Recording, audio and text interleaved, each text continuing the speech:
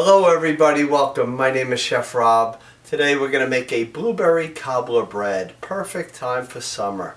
Really good for the breakfast, for brunch, a little snacking at night, anytime you want it. So the first thing we want to do is have a 9x5 loaf pan, just like this. And I just like to kind of quickly just give it a spray, okay, just a little bit.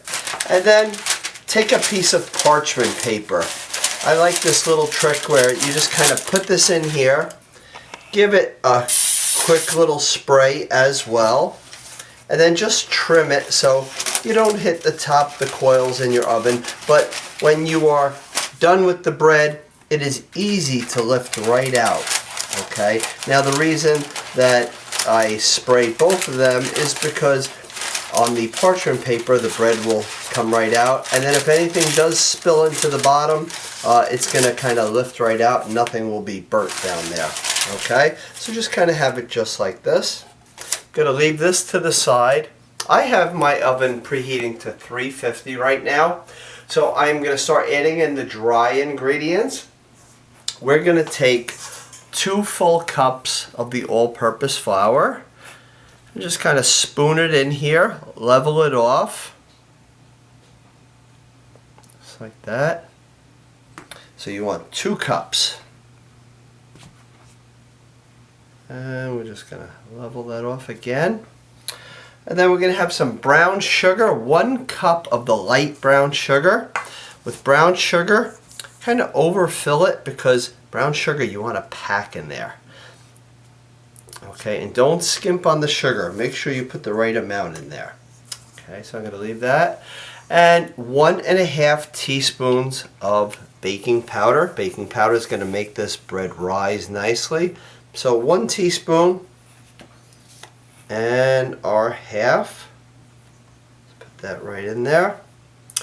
Some baking soda. The baking soda, just 1/4 teaspoon. Now this is kind of optional. I've started adding this into this recipe because I like it to give it a little bit more flavor. Because just blueberries and a little bit of vanilla, I feel like it needs a little bit of help. So I'm adding a little bit of cinnamon. So 1/2 teaspoon of the ground cinnamon. And 1/2 teaspoon of salt, regular table salt. So we're just going to mix this up. Just kind of take the wire whisk. Just mix that up really well.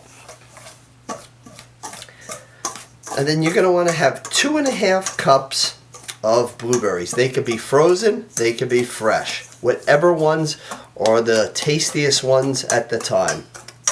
Okay, so let's just mix that. Okay, so we're going to take 2 full cups of blueberries, put them into a food processor, and we're just going to puree them and have a blueberry puree. So we're just going to pulse this a few times. It will turn your bread on the purple side, but that's okay. You just want nice flavor, okay? So this is how it should be, a nice deep blue, or purple I should say. Okay, so let's just take our blueberries and put them right into this bowl. Medium-sized bowl would be good. Now you're going to want to have 1 stick of butter melted. Okay, it could still be warm, that would be fine. So this is 1 stick of butter. I'm going to mix that in there with the blueberry puree. We're going to take 3 eggs. You need the 3 eggs for this. Just crack that, put that right on top here. And then we're going to put a little vanilla extract, about 1 teaspoon. Use the pure vanilla extract. And just pour this in here. Now let's whisk this up really well. And then we're going to add it into our dry ingredients. And you can either take out an electric mixer or you could mix this up by hand, okay? So kind of almost like a little rough consistency it should look like. Okay, so let's just take this blueberry mixture, add it right into the flour. Make sure you get everything out really good. I'm just going to take the spatula for right now. Sometimes using the electric mixer can certainly help it. And I am going to do that. You don't really need the stand mixer. You don't need to bring something big out for this. You just want to get this to where it is combined, and that is it. So just do this until it is combined. After we put this in the prepared pan, we are going to make our crumble. And that you're going to use a 1/4 cup, which is a half stick of butter, a half cup of flour, and a half cup of brown sugar. And that is a really good crumble. And that is something also, if you wanted to add a little cinnamon in that crumble, you could do that as well. I don't feel like it needs it, but everybody has a little difference in their taste. So just a little something that you could do with it. Okay, so this batter is all together. We have our pan all done, all ready to go. It's always good to do that in the beginning. Okay, so let's pour the batter in here, and then we are going to make our crumble topping. My oven is to 350 right now. Make sure you scoop everything out. You want to get all that really good flavor. This has a really nice flavor, this bread. You could always change this and do blackberries or strawberries with this. Raspberries would work out well. Okay, let's make the crumble. Okay, so we just need a half of a stick of butter. Very cold. Make sure this just came out of the refrigerator or even freezer. And then you just want to dice this really small. And just put this into the bowl. This is going to make our crumble with some flour and some brown sugar. Everything from the cutting board or whatever work surface you are on. So now a half cup of the brown sugar. Make sure that is packed as well.